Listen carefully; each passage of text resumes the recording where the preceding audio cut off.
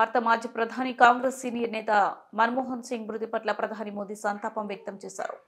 ఆయన తీవ్ర అస్వస్థతకు గురైనప్పటి వెంటనే ఢిల్లీలోని ఎయిమ్స్ లో అత్యవసర చికిత్స కోసం చేర్చారు. చికిత్స పొందుతున్న ఆయన తుది శ్వాస విడిచారు.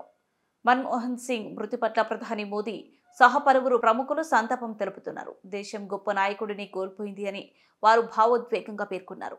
మన్మోహన్ సింగ్ అంత్యక్రియలు పూర్తి ప్రభుత్వ లాంఛనాలతో నిర్వహించనున్నట్లు సంబంధిత వర్గాలు తెలిపాయి. మాజీ ప్రధాని మన్మోహన్ సింగ్ గురువారం కన్నుమూసిన నేపథ్యంలో కేంద్రం 7 రోజుల జాతీయ సంతాప దినాలు ప్రకటించనున్నట్లు సంబంధిత వర్గాలు తెలిపాయి. శుక్రవారం జరగాల్సిన అన్ని ప్రభుత్వ కార్యాలయాలను రద్దు చేసినట్లు సంబంధిత వర్గాలు తెలిపాయి.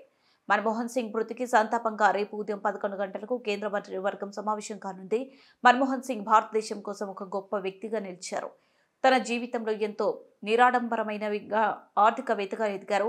ఆయన ప్రధానిగా, ఆర్థిక మంత్రిగా అనేక ప్రభుత్వ విభాగాల్లో సేవలందించారు. ప్రధాని మోదీ అన్నారు.